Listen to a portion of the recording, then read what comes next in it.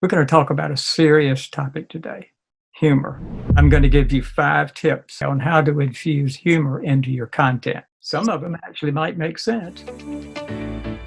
Do you need more humor in your life? We all do. Using a little bit of humor in your content can really make a difference to help you get attention. My guest co-host today is Jill of Jill Beth Travel. We're going to talk to Howard Hellams, a Clio award-winning advertising executive, to give us 5 tips on how to infuse humor into your content to help you build your brand. His daughter Paige and I were making up shows when we were 3, so I feel like all of my roots for humor and content go back to the Hellams household. So I'm excited to have Mr. Hellams on the show.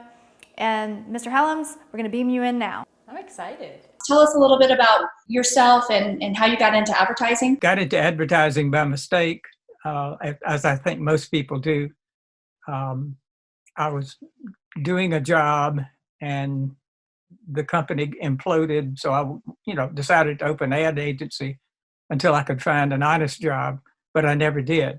That lasted for 41 years.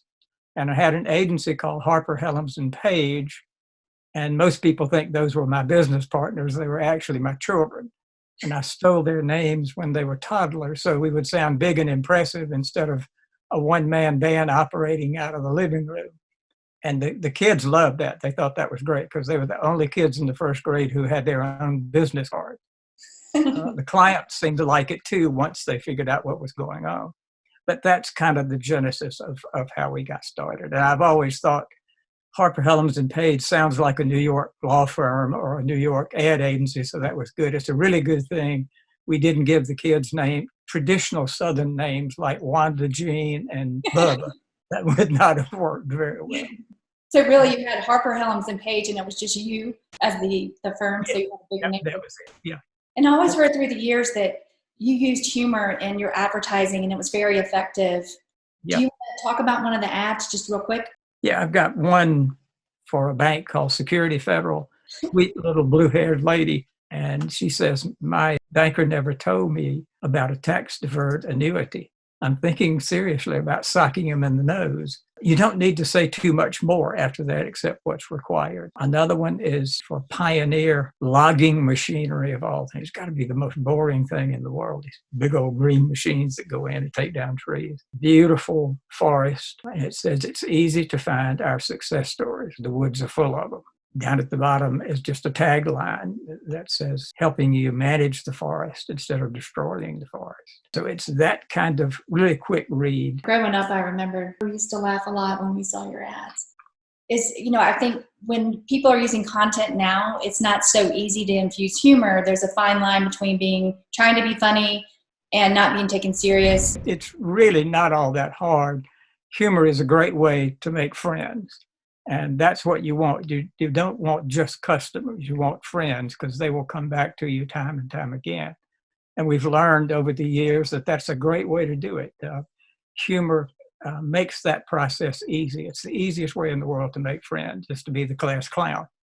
And that's what you want to do in business or whatever you're doing. If you're writing a book and you want to sell it, you can use that. And the key is that it needs to be humor that's driven to a certain point. And the point is, you all should come and buy from our store or from our company or whatever.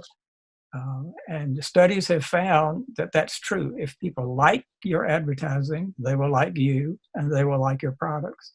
And they become long-term customers, not just one-time customers. What do you think it is about humor that makes it so effective in business? We're all infatuated with humor. We laugh at all kinds of silly things. Not everybody laughs at the same thing, but that's one way of getting immediate attention, and you have to do that. You have to get really quick into somebody's mind, and hopefully through their tickle box. That's a great way to do it. Abe Lincoln once said, I think he had it down pat, he was asked, how long should a man's legs be? And he said, long enough to reach the floor. Well, how long should an ad take to get you involved? It needs to be pretty quick, because if it's not pretty quick, you have less than 30 seconds to be absolutely charming. And if you don't do that, then somebody will change the channel or turn the page of a magazine or find something else on YouTube to watch. So it's imperative that you find out what it is you want to say to people. And then you think of the cleverest way you possibly can to say that. That's what creates the humor. And is there a secret to simplifying that message? If you have to get attention within 30 seconds, how do you tap into that? I think you turn the usual process around. We like storytellers, and we'd all like to be storytellers. And usually you tell the story and it's sequential. It goes all the way to the end to the punchline. In branding, you need to get the punchline pretty close to the front. That's the key that will make people continue to watch. If you wait 3 minutes to tell this long story, they're gone. There are times, of course, when humor is not appropriate. I used to have a client who was a school bus manufacturer, and they decided somehow that they wanted to use humor in their advertising. And I told them I thought that was suicide, and I refused to do it because their customers are school superintendents who sit around all day long eating Nexium and Tums and Maalox and everything they can get their hands on because they're just dying of stomach ulcers. And they're going to be that way until the last school bus driver calls in and says, we got every kid to school on time and back home on time. The last thing they want is humor. I think the same thing would apply to a funeral home. We may sit around and tell jokes at the wake about stupid old Uncle Ned, but very serious Aunt Martha does not want the mortuary to be funny. They want to be dead serious about that. For everybody else, I think humor is a great way to make friends. Therefore, it's a great way to make money, be successful, and know when not to use humor. That's as important. What's another tip for how to use humor? Yeah, it's like all good advertising. You need to appeal to people's emotions. We like to think that we're rational creatures, but in fact, every decision we make is based on emotions. It's not based on anything rational. We use cosmetics because we want to be beautiful and attract the richest guy in town as the husband and father to your children. The president of Revlon used to say, in the factory, we make cosmetics, but in the store, we sell hope. And that's the key. There's nothing rational about us, no matter how much we like to think that. You're solving problems. That's what branding does. You find out what people's problems are. You try to solve it. You offer them a solution. And if you can do that, then you're halfway home. You are at least the first one they've seen all day that is trying to solve a problem that they have. So you identify the problem, provide the solution, and you're home. And that is a true example of customer focused. Yeah. How would you tap into that? Or what's the best way to find the humor? To forget that you're in advertising for a while and you just do stuff back and forth when you're at lunch, when you're at a cocktail party, whatever, and everybody's trying to be funny. And a lot of that stuff really is funny. And so that's the same process. There's really nothing magic about it. I think most people don't succeed because they think, well, we ought to have this 3-step process to create humor. It's not. It's just whatever's funny at the time. If somebody's hair is falling in their eye, that's funny. So just use that same kind of thing. Just be aware, watch people around you. You'll find out more in the company break room that's funny than you will by looking at 100 joke books. This is not telling jokes. This is just using human situations and making them funny. All the stuff my kids and I used to do around the dinner table that infuriated my wife. It's funny stuff. And if you can just record all of that and play it back, that would be wonderful commercials for an awful lot of stuff. I want a cheeseburger. I don't want these healthy things. If you have that kind of relationship with yourself and the people around you, then you'll be very successful at it. Is there a mindset that you get into do you turn it on and off? I know that's how you live your life because you're always funny one-liners. My off button got broken very early and I never have gotten it fixed. I think it's sort of like my give a damn button. I haven't had that one fixed either. Those two may be hand in hand. I don't know. There's no point in taking life too seriously because you're not going to get out of it alive anyway. Tragic today is you'll solve tomorrow. Don't worry about it. That's great advice. It's difficult because clients, particularly people in an ad agency, for example, or a design firm or a branding firm, whatever you call it, they're sort of naturally funny and cynical and make fun of everything anyway. people in top corporate positions are not funny people. They would probably like to be, but they can't be. Everything has to be buttoned up and buttoned down and, slicked back and all of that. So it's pretty easy for creative people to do that. We are change agents anyway. The very definition of creativity is creating something that didn't exist before. We don't really have that as an intellectual property. It's just a way of looking at life. So I think any creative person is going to find humor pretty easy. Not all of it will be appropriate, of course, but most of it will be if you can confine it to what you're trying to do for an advertiser. When you were working with clients, did you find that there was a fear factor? Perhaps you would suggest something to be funny and the business was afraid to use humor? Yes, many, many times. Most of the time, in fact, you have to talk them into it.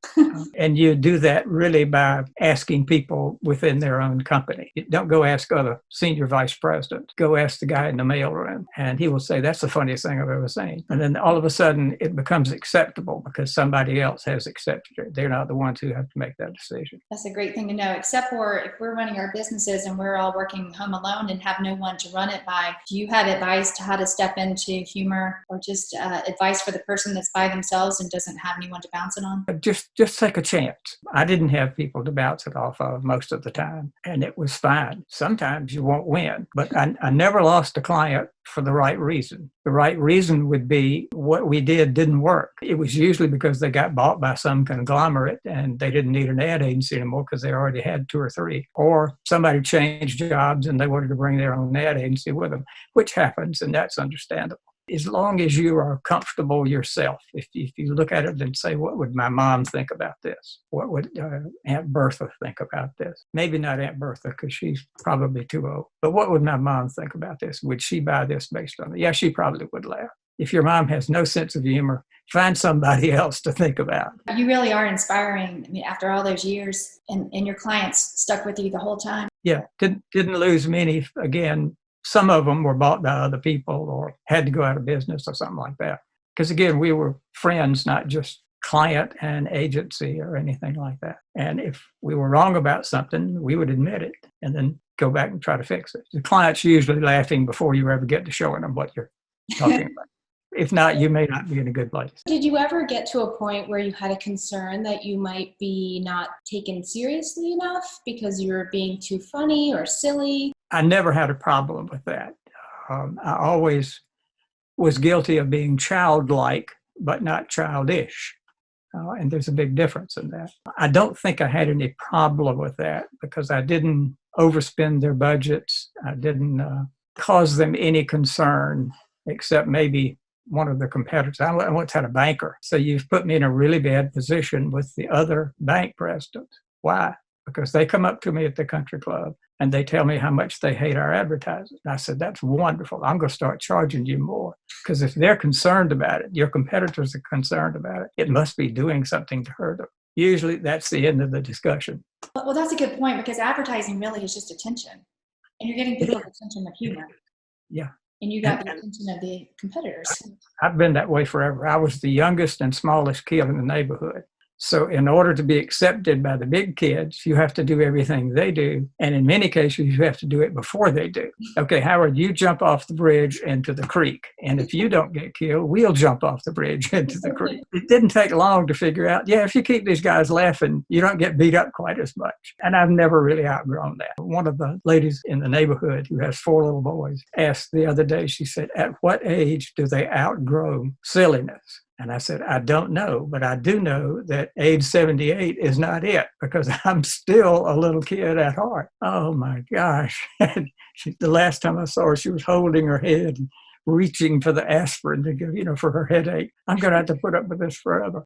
So it's a good balance that you sense yourself. You provide all the trustworthy advice that you can and give them top customer service, but then balance that with the human element of being relatable and funny and lightening the situation. I usually explain to them too that the school bus company, that story, that I had to talk them out of being funny because I thought it was not in their best interest, that it should be deadly serious because their customers are going to be deadly serious about that. And I can't think of anything that would make humor work for a company like that. And to be really careful with some of my hospital clients. They wanted to be funny. And in most cases, there's not anything funny about a hospital. You can make jokes about the gowns that you wear that lace up in the back, but they don't have any back. That kind of thing is funny, but you can't do it about serious diseases and things like that. I've had cancer twice, and I can make fun of having cancer. The latest one is prostate cancer, which they treated with radiation and the female hormone estrogen. So I have developed a keen interest in lipstick and cute shoes, but I can do that one-on-one. I don't think a hospital could ever do anything like that without appearing to be insensitive. And if you get, that word gets out, okay, yeah, he's a funny guy, but he's going to do what's best for the company. Well, I'm glad to see you doing well and you look great. Yeah. And I think using humor for things, not just for content in our business, but also towards life when things are really stressful as they are now in our lives, using humor and trying to tap into that is so important. That's part of what makes you get well in a hurry. If you're stressed out and not sure where to find the humor, is there a way to just turn it on? You know, like do you get in the shower and all of a sudden you're more yeah. creative, or What inspires you? your humor? I don't know. Again, I think it goes all the way back to childhood. And I'm sure that I will outgrow that one day.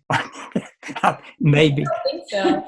The key is to think of, okay, what do we need to say in this situation? We need to say that our company has more PhDs on staff than any of our competitors. That is a pretty good point to make. What's a funny way to say that without taking ourselves too seriously? Again, it starts with what do we want to say? It doesn't start with a joke or anything like that. It starts with what are we going to do to solve somebody's problem? I like that. If you had that situation, we have more PhDs on staff than anybody else, then you need to follow that with something else that doesn't sound so self-important. Several of them you might actually enjoy at a cocktail party, but you don't say all of them, you just say a few of them. And I think everybody would understand that at that point. The Marines had a wonderful ad campaign 10, 12 years ago. The Marines are looking for a few good men. If they had said, we're looking for a lot of good men, it wouldn't have made too much sense. Yeah, okay. But a few good men, and that means that's not humorous, but it means not everybody's cut out to be a Marine.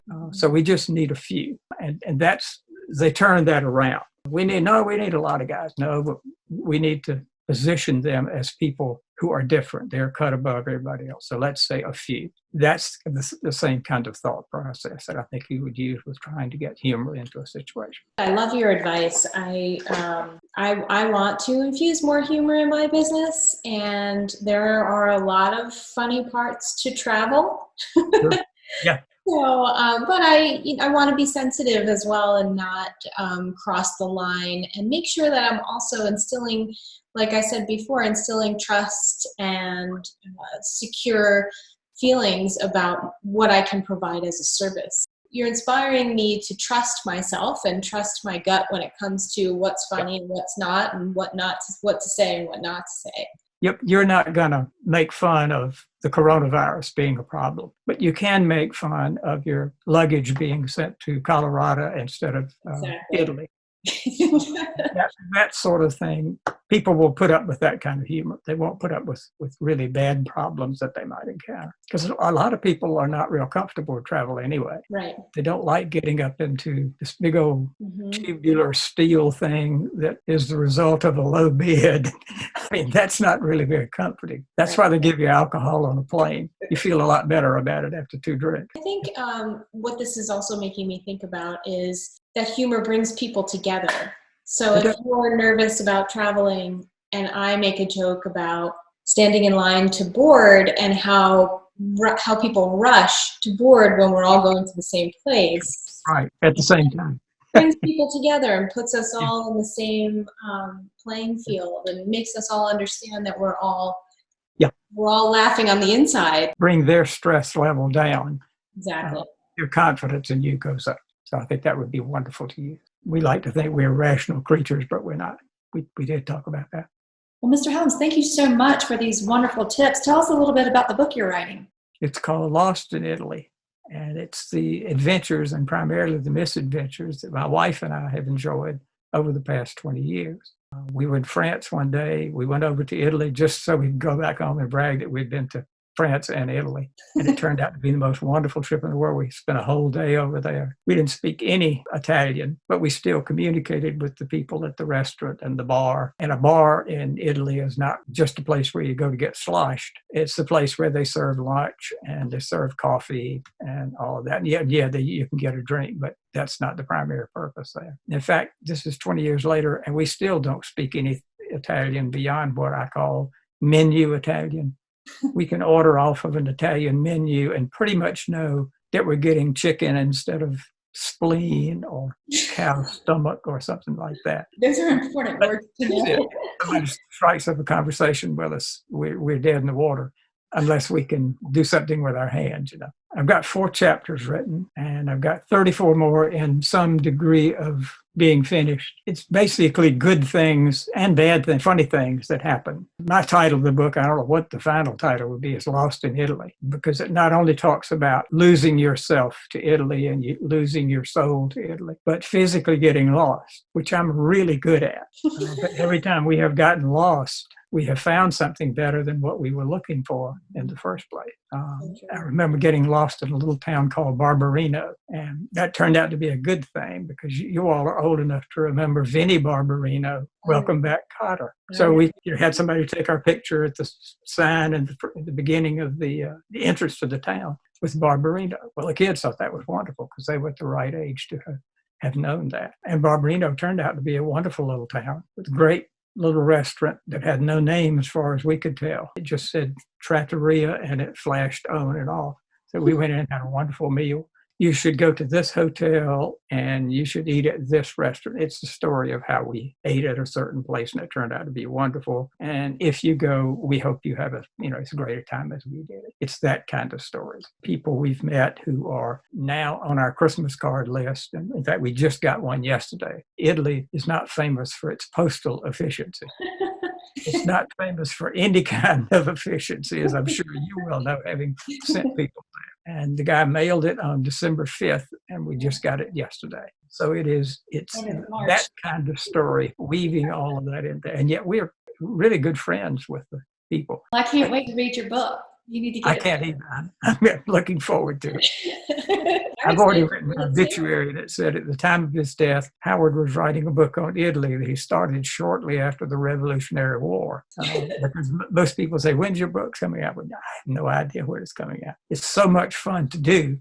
It may never get done. So if you read my obituary sometime, call Brenda and say, how much did he finish before he died? I think you're going to get it published. I hope so. Do you have some photos that you're going to put into the book from that? I've got some drawings that a couple of artists have given me, and they would be good if you come to a new chapter and there's a little bit of black and white drawing that you might want to put there, but not any real photos. Also, I don't know if you know this story, but when I was 5, maybe, I used to play at their house all the time. I actually was going to move in with y'all. Uh-huh. I had packed up my toys.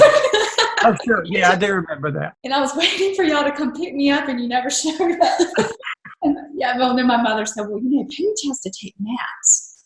And I went, maybe it's not such a great idea. I do remember that. That's wonderful. I'm sure you remember Martha Parker. She was the same way. She spent about as much time at our house as you did, and she is our doctor now. I had some shoulder problem, nothing major, but I couldn't figure out what it was. So she ran all the tests and everything, and she came back in and she said, I've always been upset with my colleagues who use a lot of technical medical terms to impress their patients. But I have to tell you that the technical medical term for what you have is called old age. I'm glad you reminded me about moving in and the naps. That's a great story. Next time I didn't know if y'all even knew I was going to move in, but I certainly was waiting for y'all to pick me up. Next time I see your dad, I'll remind him of that. Well, thank you so much for taking time out to Thank you for having me. And I'm very flattering. Very flattering. Thank you. Nice meeting you, dear. Yes, nice meeting you too. Is there any last thing you'd like to say to inspire anyone with humor? No, I'm good. Somehow that was really funny. I've enjoyed it thoroughly. You're most welcome. Thank you. Well, that was a great conversation with Mr. Hellams. I learned a lot. I learned a lot too. So something that you can do is start looking for the humor in everyday life as you go through your day. Start to notice it. It could be at the dinner table or just walking down the street. Start noticing humor. Use entertainment to get attention. And if you make me laugh, you're gonna get my attention. As long as it's done in a respectable way towards your business. And if you use humor, tag us. And we'd love to follow along, and we're gonna try to infuse more humor into our post as well. If you think it's funny, we probably will also think it's funny. Tag us at Jill Beth Travels and at BrandMaker Media. And follow Howard Hellams on Facebook and be on the lookout for his new book, Lost in Italy, coming to you at some point in the future. Please subscribe. Thanks for being on the show. And we'll see you next time.